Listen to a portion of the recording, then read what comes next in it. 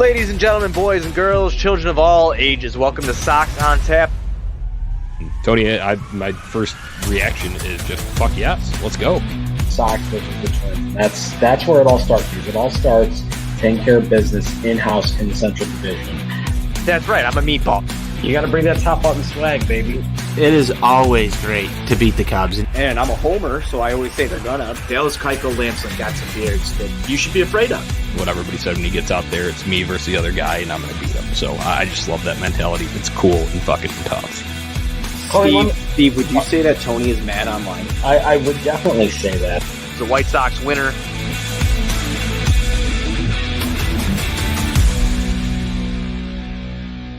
White Sox fans, welcome to Thursday Happy Hour with the Sox on Tap crew. It's Johnny Nani here alongside Tony Marchese discussing a pair of White Sox games to close out the series versus the A's. Sox take it 3-1. Tony, I'll drink to that. I'll drink to that too, Johnny. It was a good series. It was a good time back at the ballpark. I think we had a member at every single contest through the series, John. There's a lot of break, and I'm happy to be on the mic and drinking beers with you. Yeah, absolutely. So, as I mentioned, a 3-1 series win. Can't be too mad about that. Obviously, today's game did not go in the White Sox favor, a 5-4 loss in the Thursday matinee finale. But we did not get a postgame show out after Wednesday, so we have a lot to discuss from that one as well. Obviously, the whole Lance Lynn situation, very, very interesting in that. But before we get into any of the nitty-gritty, listeners, make sure you're visiting ontapsportsnet.com for all Chicago sports literature and podcasting needs. Give us a follow on social media at Sox on Tap and at OnTap Sportsnet. When you need White Sox merchandise, Grandstand is the place to go. Go and visit them right by the ballpark. Grandstand at 35th and Wallace. And you can also shop online, grandstandsox.com. And follow them on social media at Grandstand Sox. So, Tony, let's kick this off from Wednesday night because a very, very interesting situation with Lance Lynn in this one. Obviously goes for, works his balls off, and we'll get kind of into the situations that he got himself in. But let's go initial thoughts on the ejection because obviously he was coming over towards the dugout. Umpires wanted to conduct a check, but they were a little bit late getting over there, according to Lynn himself. So he was going down, said he felt a little uncomfortable, so went to the dugout to get some work with the trainer in between innings, put his glove and hat on the railing, and then flung his belt up towards the umpire, and that is what got him the heave-ho. Thoughts on this whole situation to start with, Tone? Thoughts on the whole situation? It's fucking hilarious. So I'll just leave it at that. I mean, this is Lance Lynn in a nutshell. He's just that type of guy. I mean, you hear the comments about what he told the umpire, what he did, just the action of itself. That's Lance Lynn. That's what you're going to get out of Lance Lynn. I love it. Being in the ballpark, though, you have no idea what happened here, especially if you're sitting in the outfield or took your eyes off of this for just a few seconds. This is another case where the MLB needs to mic the umpires to let the fans know in the ballpark what happened, Johnny. That's initial reaction. How about you?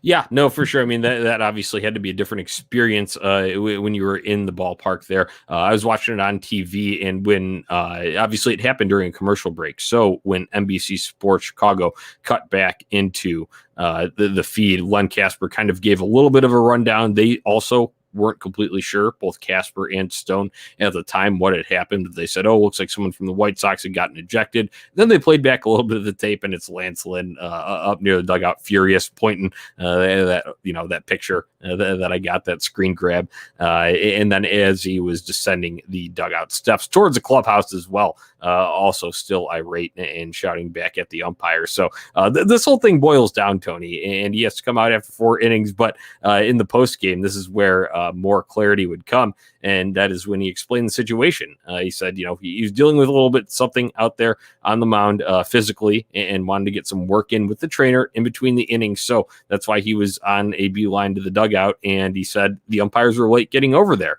So Lance Lynn let him hear it because they were late getting over there. And he said, obviously, I hurt the umpire's feelings. That is such a Lance Lynn quote.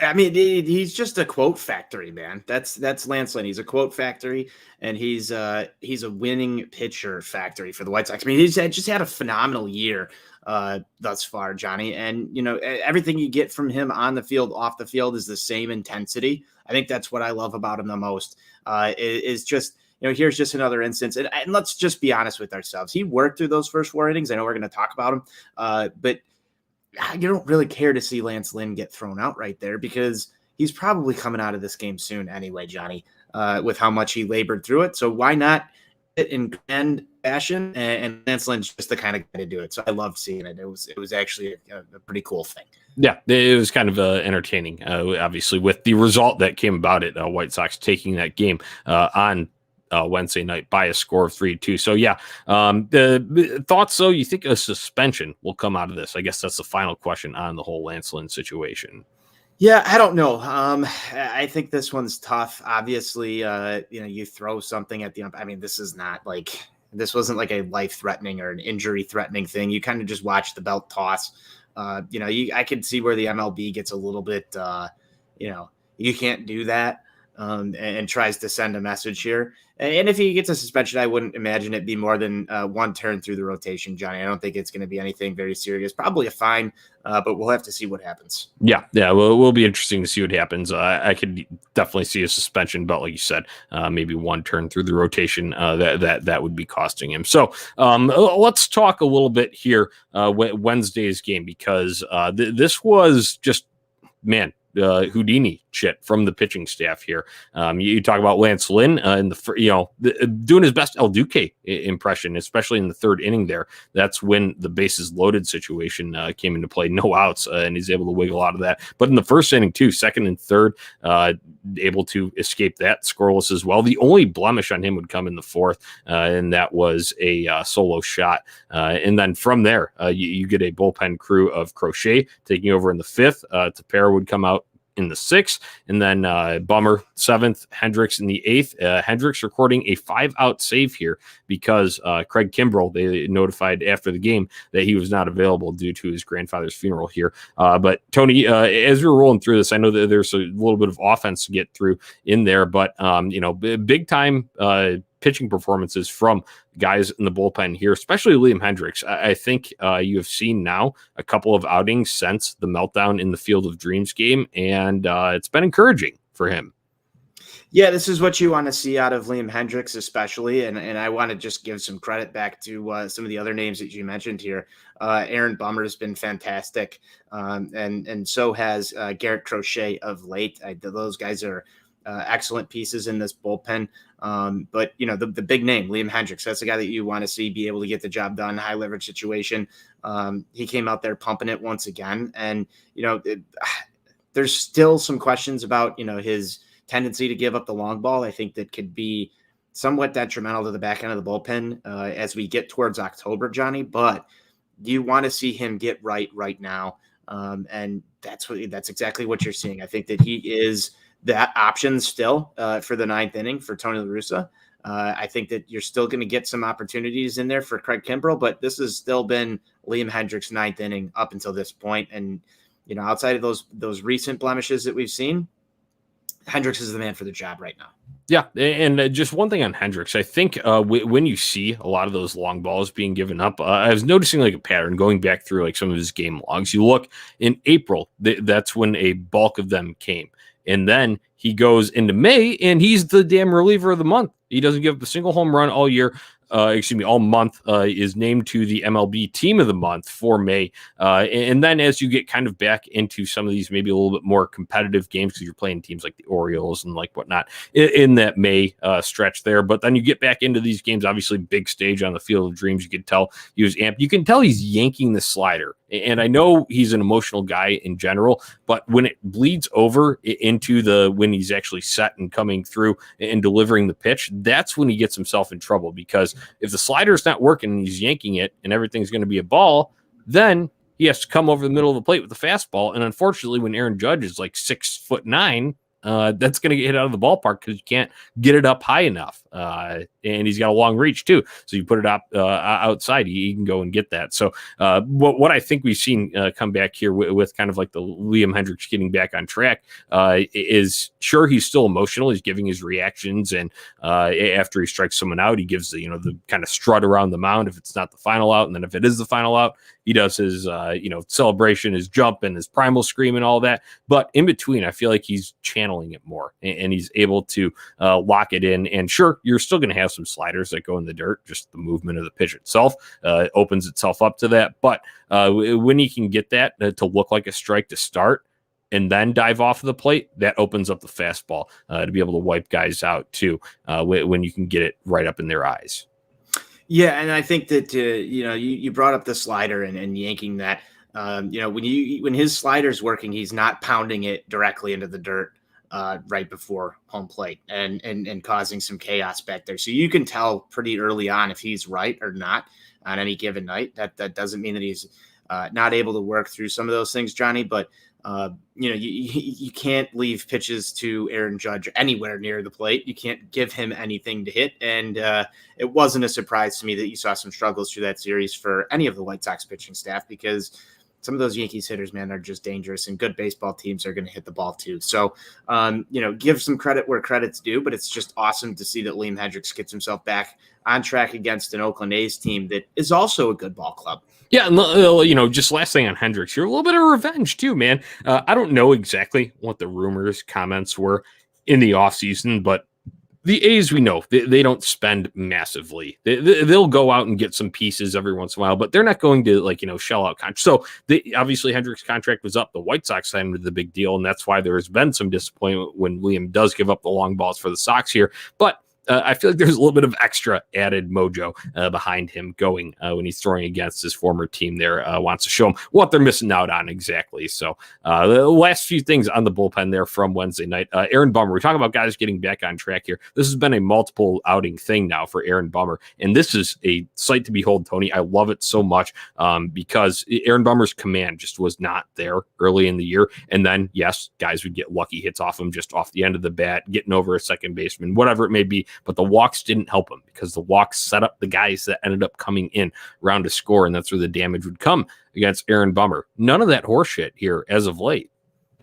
No, none of that horseshit. And, man, I think he's got some of the most filthy stuff. When you talk about Liam Hendriks' slider as being a powerful weapon for him, or even Michael Kopech's slider, Aaron Bummer's slider might be better than both of them when it's on, Johnny. It's one of the nastiest pitches out of that bullpen. So when you have him working and not walking guys and getting ahead in counts, it just makes him that much more dangerous. And he was a guy early on, Johnny, that I thought, early when he came up to the big leagues, this might be, back when you could, before the 3-batter minimum rule, here's a guy that you just bring in against lefties. And that might be his career. But you've seen him be effective against both sides of the plate. You've seen him be effective over these last few years, through an inning. And right now, Aaron Bummer is right up there in my bullpen A squad with Michael Kopech, maybe a notch above him right now, just with current production.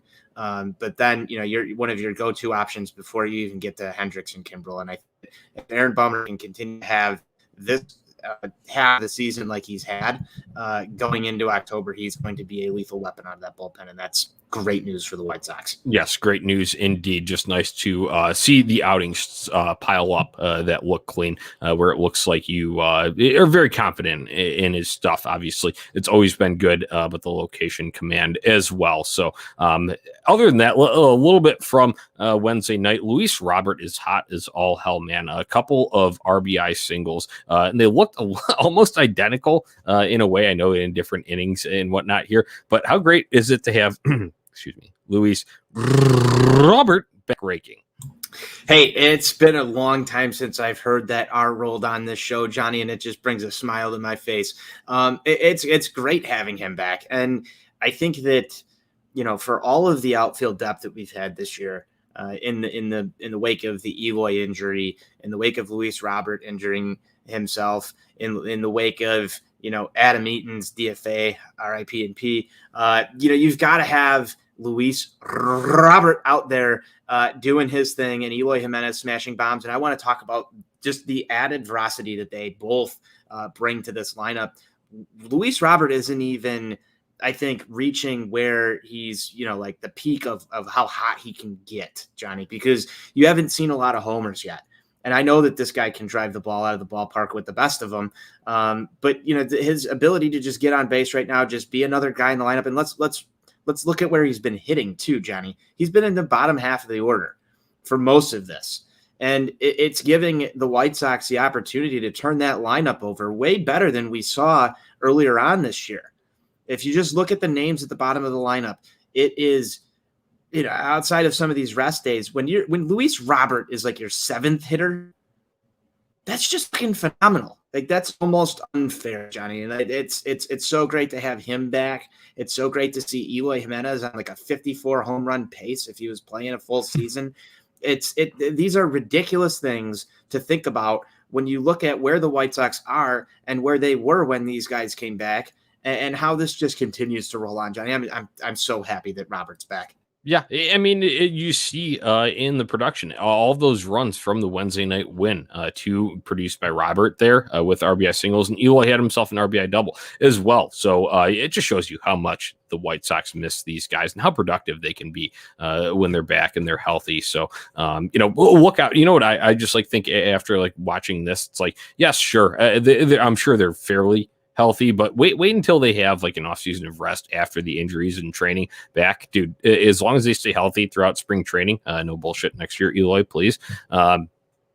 It's going to be from the get-go just a mash session, and I can't wait. So that was a little bit of commentary from Wednesday night's game, 3-2 White Sox winner that sealed the series. They were up 3-0, going for the sweep today. Unfortunately, did not happen. A 5-4 loss. They made it interesting near the end, also thanks to a little bit of an A's error there. But overall thoughts from today's game, I would have liked to get more in the first inning. Nice to see Eloy continue it with an RBI double, staying hot like he has been, driving in runs in that cleanup role. But unfortunately, Moncada striking out with one out there, and then Goodwin flying out to kind of kill that rally. I think if you get more than one there, you're talking about a different result today, Tony. Yeah, I tend to agree here. And this has been a problem for the White Sox offense, I think, more often than not when we talk about losing ball games. It's, the opportunities that are wasted. And I'm well aware that we're not going to score every single time we get runners in scoring position. And I'm not even going to go look at some stats. It feels demoralizing every time you have bases loaded or even a runner on second base and less than 2 outs. You got to be able to get something across the plate. And even if there are 2 outs, just get the ball in play. And try and drive something in here. And more often than not, they're not striking out in these situations. We've seen a lot of hard hit balls right at people that are just bad baseball luck, like we ended the game today. But at the same point in time, Johnny, the manufacturing of runs, I can't imagine how many runs this team would score if there was just a little bit of extra luck, or a ball just lands fair instead of foul. You saw Goodwin a couple times over the past week, just hook one right to the right side of the right field foul pole. There's just so many opportunities that this team has had to score additional runs to give themselves some more support. So it just becomes frustrating over time. And I think it's probably, if I remove myself from my White Sox fandom here, just across baseball, this is probably complained about amongst every single fan base in the league, getting those opportunities and actually capitalizing on them. If this White Sox team were able to capitalize just a little bit more, it would just be amazing. Because I don't want to harp on this too much, but you're right. If they are able to capitalize early here, it sets a whole different tone, because the White Sox have really honestly been able to somewhat control this series against Oakland. And, I think you just set it out there right there. Dylan Cease, let him take care of it. I've talked about the importance of getting early leads so many times on the show. You can put crooked numbers, man. They're cool and tough. Yeah, and you would have liked to see that correct number go up. But the White Sox would take the lead early in the series finale here on Thursday. Unfortunately, Murphy ties it up with a solo shot in the top of the third. And then the fourth is what really stings. And I know there probably should have been some more run support for him before this. But Cease walking Tony Kemp to bring in the go-ahead run here in the top of the fourth. That kind of that took a little piece of my soul, Tony. Yeah, it looked like it took a piece of Cat's soul as well. I'm not sure if you saw the clip of that. I know you were in the stadium today, but a little bit of emotion there from Cat's when that pitch was not a strike. I had a little bit of emotion as well, Johnny. I'm sure everybody in the stadium did too. that's going to happen. But that's the worst run to give up. And I feel like that is the worst run to give up, is walking somebody. So it is. And I think, you can kind of blanket it that, it doesn't matter who, you don't want to give up that walk to there. But if it's like a power hitter and like a Olsen or Chapman there, you're probably you still are upset about it, but you're not as I don't know what the word is, not depressed, but you're like super disappointed about it. If it's one of those guys, but come on, it's a guy that is not a known hitter at all, that you're walking there and you lost him on 3-2 count there. So that was unfortunate.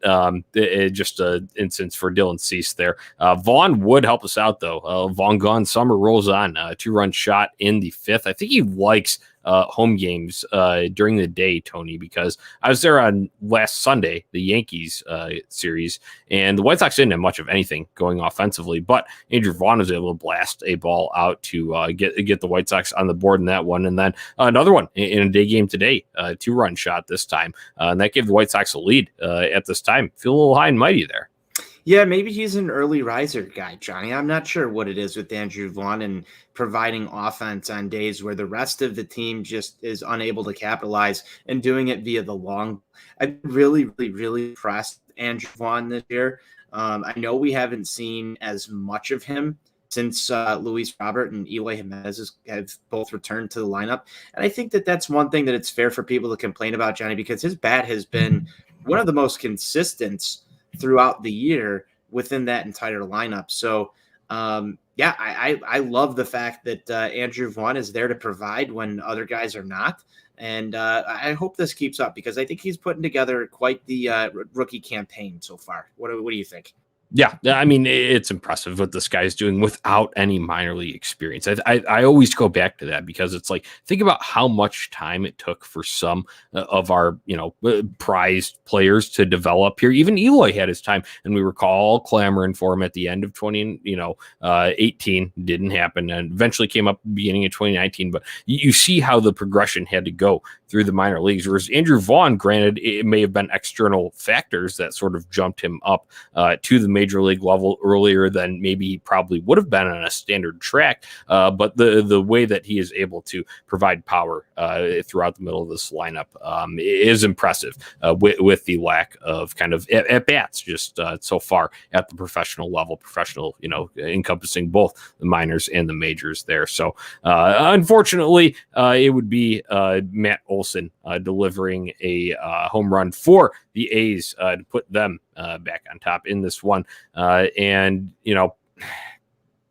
it stung. I can't put it any other way than that, but it stung when Chapman homers, Olsen homers in this one, and it's their big boppers. And the White Sox able for the most part keep those guys down throughout the series, so I can't be too mad. We would have liked the sweep, but that's your big guys, big guns for the other team beating you. And the White Sox would make it interesting though. In the bottom of the 9th, there a little error on the part of a collision. I think Marte and I think Kemp out there, and White Sox able to get one on the board after a Zach Collins single, and Brady brought him around as the ball trickled towards the middle of the infield. And Eloy, like you talk about hard hit outs, right at guys, first pitch hunting, and it goes line drive right to center field. That would be all she wrote for the series. But hey, Tony, at the end of the day, will you take a 3-1 series win over a team that's vying and scratching, clawing their way for a wild card spot right now?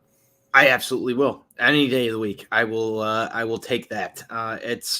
It was a good series for the White Sox. I mean, you talk about playing teams that are above 500, and some of the narrative that we've talked about on this show that's been talked about nationally about the White Sox not being able to beat good teams. They were able to beat a good team in this series, and I know that this does not translate into October, but it's definitely good to see.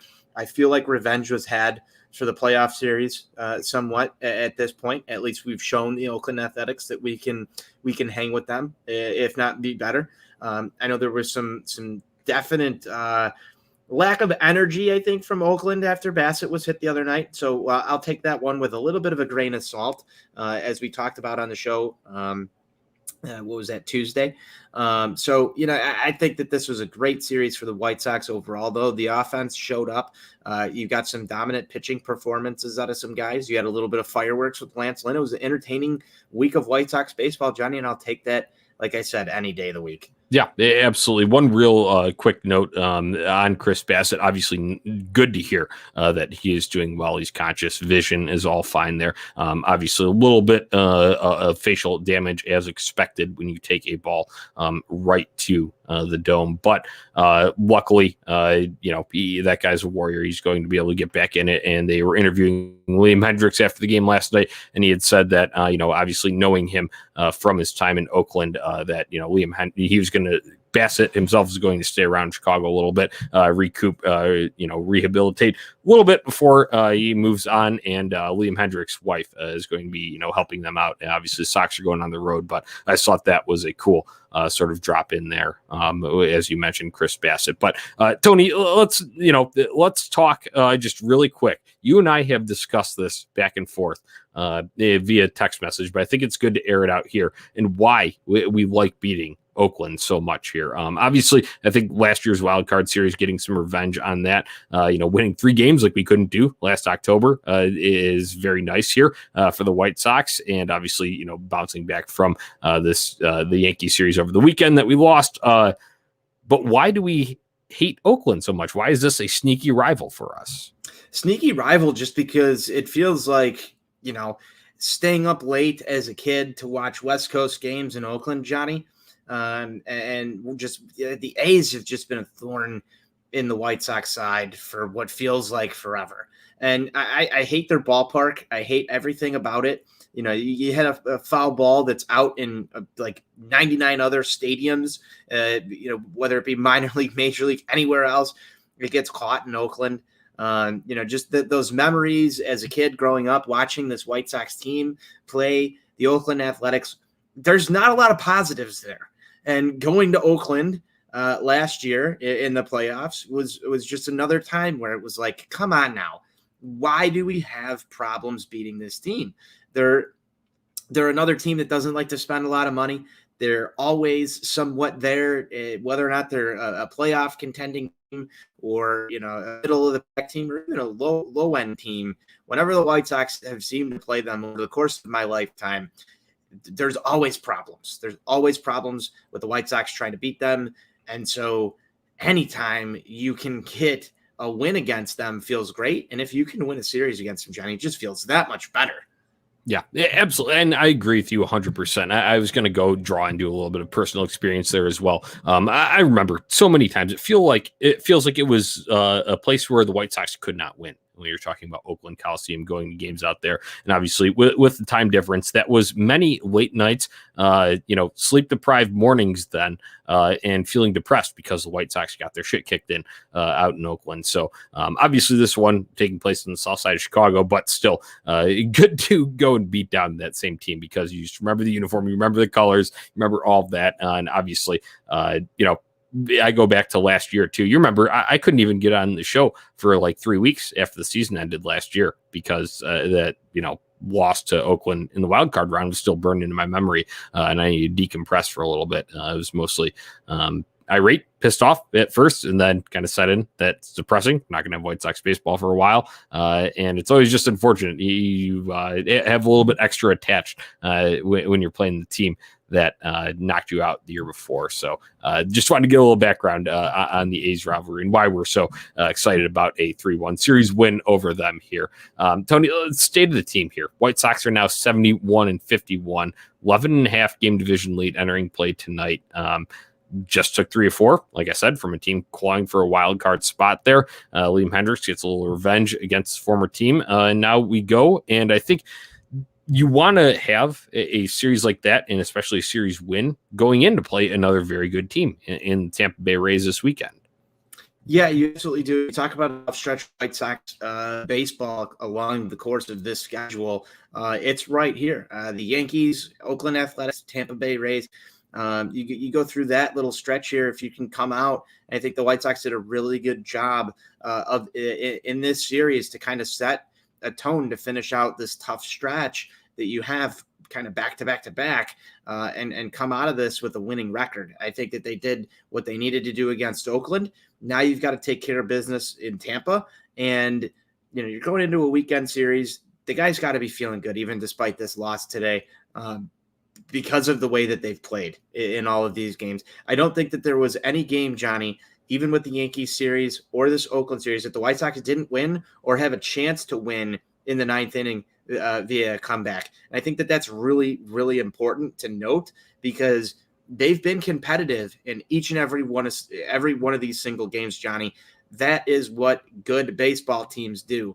They're always making noise. They're always right there. Now, I'm not trying to be silver linings guy here, but this has been entertaining baseball. This has been some of the most entertaining baseball that you can get, because the White Sox have been in these games.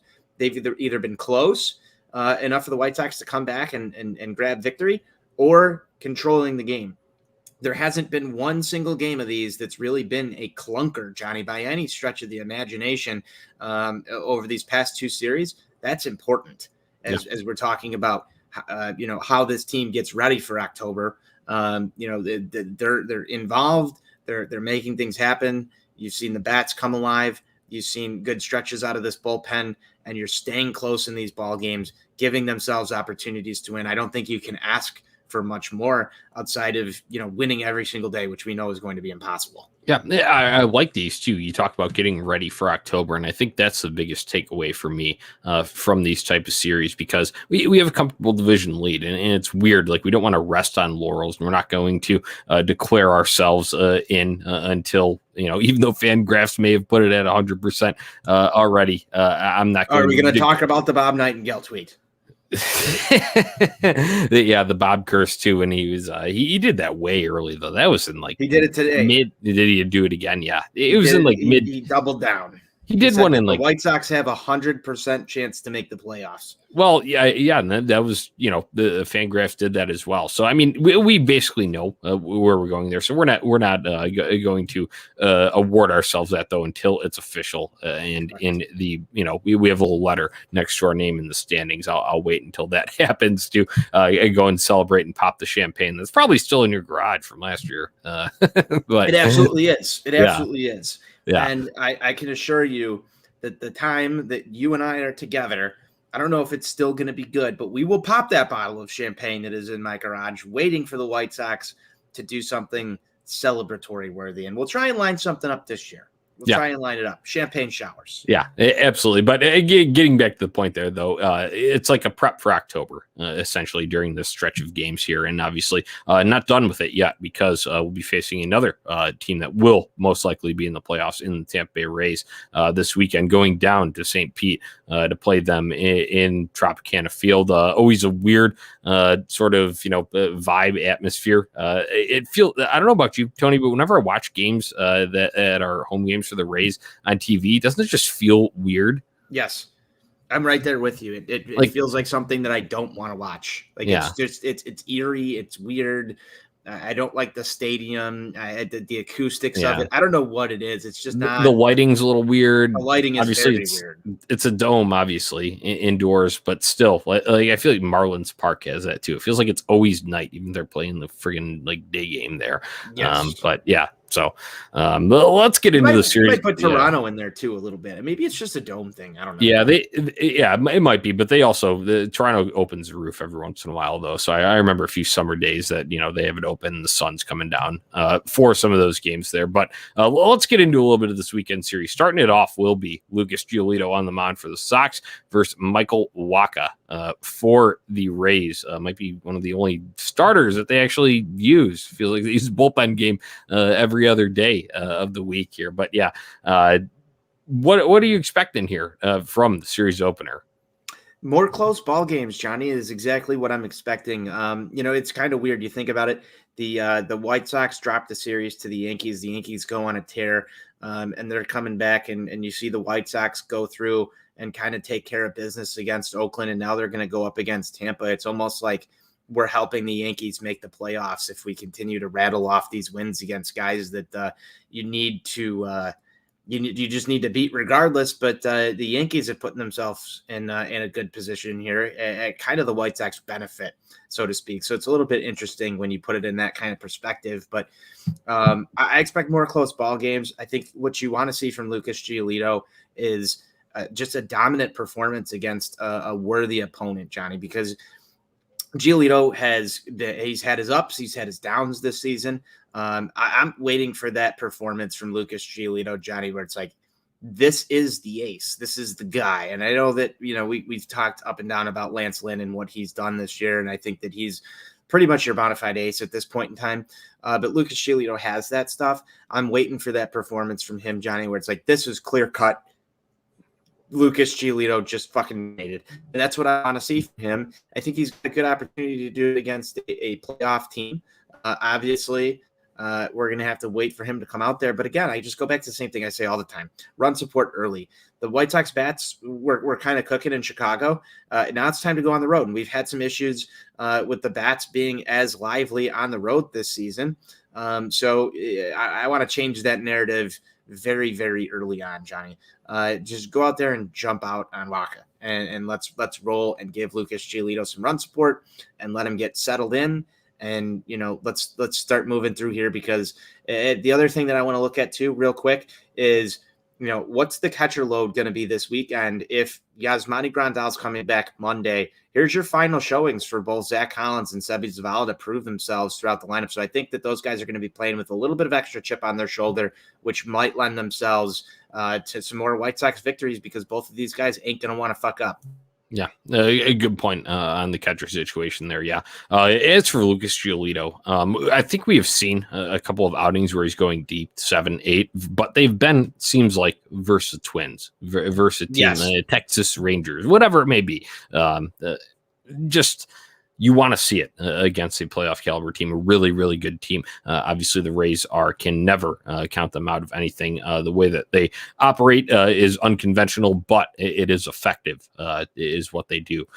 So, going to be a lot of no-name guys. So, I guess so to say. But for them, they're not no-names, because they've been staples in their lineup all year. You're probably going to see a Mike Zunino home run at some point. That's going to want to make me throw my remote through the television. But that's just the way that it goes down there. But I would agree with you.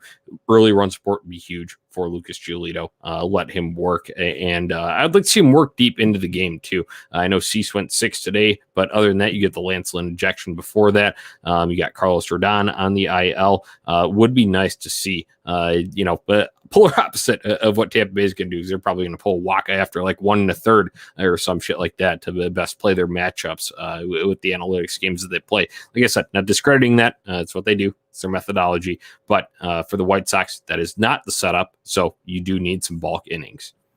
You do. And this bullpen has been somewhat taxed a little bit, I think, outside of Kimbrel, who, like you mentioned earlier, did not appear in the game yesterday and did not appear today. So Kimbrel's ready to go. I would expect that if the ball does get turned over to somebody in the ninth, maybe you try and rest Hendricks in that first game here, Johnny. I know that was the plan today for the White Sox. Obviously, that didn't pan out.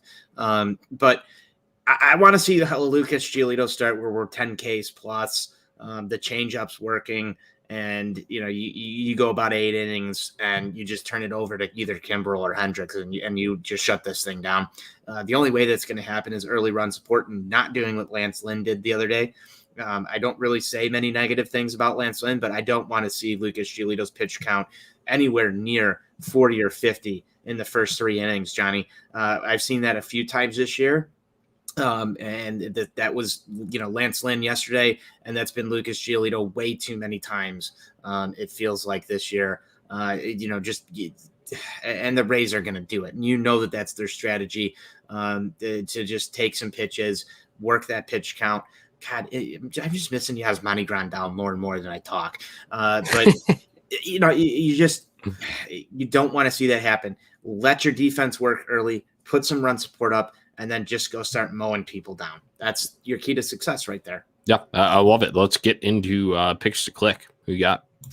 Picks to click, favorite segment on this show, Johnny, because I'm never prepared for it. I have no idea who I'm going to pick as you just drop it on me, and I should be thinking about it. And it was easy when Gavin Sheets was here, so now my mind is just completely fucked every single time we do this.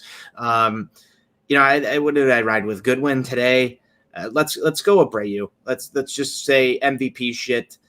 This is the type of series that he needs to come in and set the tone. I want to see more long balls from him. White Sox offense, like I said, more quiet on the road. If there's one guy who's going to start lighting off fireworks back at home for all of us, it's Jose Abreu. So let's roll with MVP though. All right.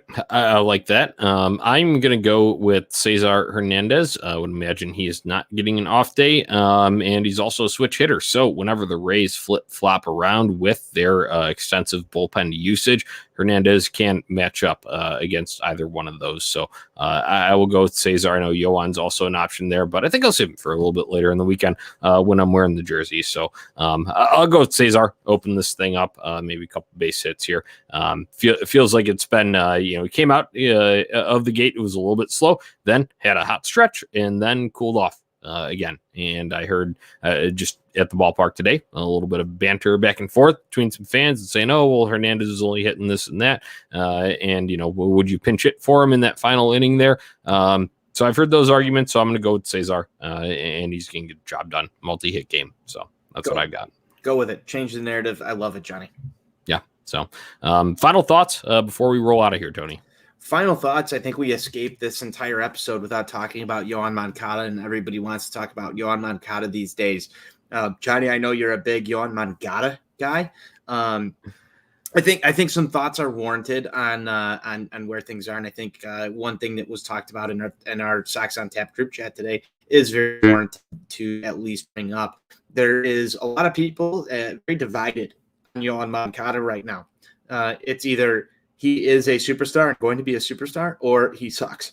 There's no middle ground. And what Yoan Moncada's done so far is very middle ground. He's been productive. If you look at the stats, they're fine. They're fine. They're right there. There's enough to support it. And I think that, he's done a decent job. On the same end, I'm also a victim to the eye test. And I love the eye test because the eye test tells me all I need to know. And right now, Johnny, and I know you might get mad at me. You might get a little mad. The eye test tells me that Yoan Moncada should hit every single ball that is pitched to him, and it should sound like a fucking gun went off, and the ball should wind up like somewhere near the fan deck. And that's how it should be every single time he does not take a 30-pitch walk, because that is exactly what Yoan Moncada was billed to me as when he came up in the league. He's either going to be, Yasmani Grandal walking, or he's going to hit a home run or a double into the gap, and it's going to be at least 125 miles an hour off the bat. That's it. That's it. Yeah, Yoan Moncada, you're very right. Contentious issue among White Sox fans so far, especially when you see situations like that. Now, I'm not excusing him. Let's not excuse. Don't take what I'm about to say for an excuse for the first inning today. Situations in games previous in this series against the A's here, but you look at it overall, and I this is where the eye test isn't the only thing that matters to me, because when a ball gets hit towards third base every time, it just seems expected. So you don't even think twice about that. It's only when he's at the plate, when everybody's dialing. He offers very solid defensive play at third base, always above average. And then at the plate, when he gets on his rolls, you saw everybody ragging him. And then what does he go out in the first inning of that Cubs series on that Saturday game? He hits a double off the wall, off the ivy in there. And now everyone's back on the train. And then when he doesn't get a hit the next time, it's the end of the world. So I just want to temper down the back and forth of that just a little bit there, and just go and look at the overall value that this guy adds, because it's more than just the bat. I know defense can, it's not the most exciting thing in the world. Let's be frank about it. That's not, it doesn't, escape my mind. But I also take that into consideration when talking about this guy. And also, you just see the ability to be able to, when he does go on hot stretches. And he has, a multi-hit game. And I believe he had 2 hits today. I believe he had 2 hits last night. But he's still drawing ire from the fan base because it's not at the level that you want it. Well, guess what? When he does hit that rope that goes off the wall, when he does hit that ball that goes out to right center field, you're going to want to walk back some of what you said. And, I go back, we were talking about, the eye test here. One thing, if you're a really big eye test guy, go back to the home opener of 2019. You remember what Yohan Moncada did in the home opener of 2019? I don't have the score sheet up in front of me, Johnny. But, well, it was I believe I was there, and there were so many Jello shots consumed that I don't know if I can remember that. Either way, big moments in there. He did have I believe it was a double, RBI double off the off the wall that almost was a home run there, and then he also had a single late in the game in a big spot when he came up there. So that's not excusing anything for what he's doing now or whatever, but it is just goes back to the point that Yo does know clutch, and when he is figuring it out, he's very productive. So I just want to leave it at that. That's my last thing here is the only thing that warrants some of this discussion is the level of expectation that was set on Yohan Moncada versus, Eli Jimenez or some of these other guys who have come up. We talked a little bit about Andrew Vaughn earlier, a guy that didn't need any time in the minors, who wasn't a number one overall prospect at any point in time. And you see the level of consistency that he's able to hit the baseball. Andrew Vaughn has had some struggles, but he's also been versatile defensively. He's been great at the plate. He's provided sparks on the offense. He's hit his home runs. He's been timely.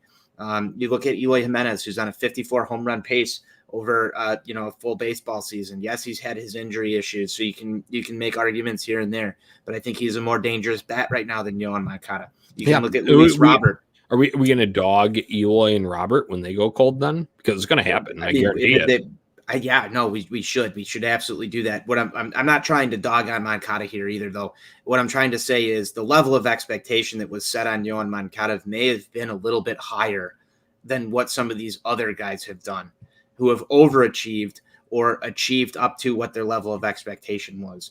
The level of expectation for Yohan Moncada, who was traded for Chris Vail, versus Eloy Jimenez, who was traded for, Jose Quintana, is totally different things. And each of them can have an important and integral piece to a successful ball club, Johnny.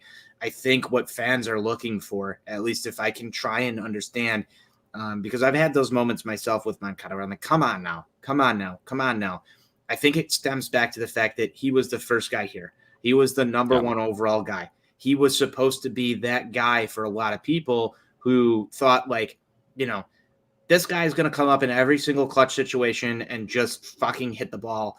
And it's going to be an automatic run every single time this guy comes up. He's getting on base. And while Yohan Moncada may not be that, he may never turn out to be that guy, you can still measure the level of success, looking at the stats, looking at other things besides the eye test, looking at his ability to play a great third base. That there's so many things that he can be for this ball club. Is he going to reach that level of superstardom where he is a number 3, number 4 hitter long-term on a ball club? I don't know. That's up to Yohan Moncada to do. But some of this is unnecessary. Some of it is, and some of it's just self-reflection mode where you have to ask yourself, what are your level of expectation for Yohan Moncada on this ball club? If it's to be a superstar, if it's to be that guy every single time that he comes up in a clutch situation is going to hit the ball, you might find yourself a little bit mad at Yohan Moncada. But then you should also put those same levels of expectations on Jose Abreu. You should put those same level of expectations on Eloy Jimenez, Luis Robert, Andrew Vaughn, everybody else that's up and down this lineup. So I think it's just kind of a mixed bag of where you're at when you look at how these guys were acquired and how they were touted before they came up to the big leagues. Moncada had the most hype out of all of them. And the hype levels died down. I mean, how hyped were we for Andrew Vaughn as compared to Yohan Moncada when we had nothing as White Sox fans, and he was the first one here outside of Tim Anderson and Abreu? Moncada was supposed to be the guy that sparked it. And so I think people are just a little, I don't want to say bitter or pissed off. They're just not getting what they expected out of him. And so that's where some of the ire gets drawn. Some of it's warranted. I don't think all of it is. But there needs to be some sort of level setting with what your expectation is for Yohan Moncada. And if your level of expectation is, I want an above average ball player who's got all-star potential and can break out, you're right there. If you're looking for him to be Mike Trout, it's probably not going to happen. And you're going to be disappointed. It's one of those, where's your level of expectation thing for me? Right. And I think that's a good point to bring up. And yes, it may be a source of a lot of criticism that has come to light as of late. So I just want to finish with one thing, one thought. You put it out there perfectly. And I agree. Points does not perform up to expectations. It sometimes does not get the job done in the clutch. But will you apply that same level of judgment towards Luis Robert, towards Andrew Vaughn, towards Eli Jimenez, towards Jose Abreu, any of these core pieces that we have here? And then also, I will leave you with this, and I think, it might not happen this weekend, might not happen next week, but at some point down the road, it's going to.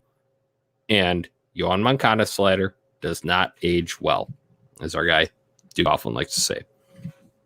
There you go. I completely agree with what you're putting down here. I think that he's still the most exciting player and has the most potential out of any of these guys to reach a ceiling, Johnny. Yeah. I think that that's where it is. And, some guys develop a little bit different too.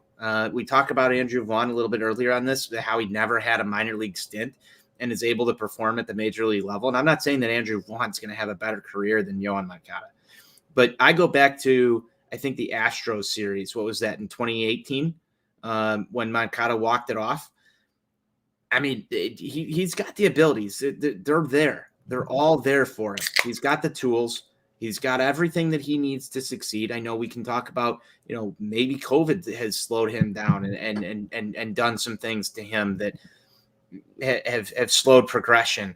And we talk about the 2020 season and what that would have been like for him if it was a full year, if COVID never happened, and some of these other things. There's so many factors that go into this, Johnny, that are really hard to comprehend because we're not in Yoan Moncada's head. We're not in the clubhouse. We don't know the ins and outs of everything.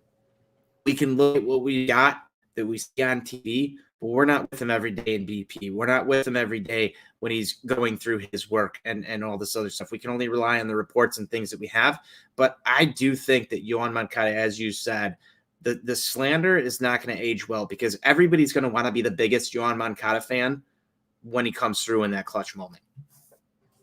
Well said. Well said. And I'll just hold true with him because I believe in what he showed in 2019. And I believe he can get back to that level. And, down the road here in next couple of years is going to be an all-star. That would be my kind of assertion on him and kind of the backup fact to why the slander will not age well. So that's all I've got from this one, though, Tony. Let's go win a friggin' series in Tampa Bay. We just took one from a team scratched for a wild card here. We got a team that's top the AL East, but obviously things changing very quickly with the Yankees very much surging. You got Boston kind of free falling right now. It's the interesting spot here, but let's pull a heat on the Rays this weekend. Yeah, let's do it, Johnny.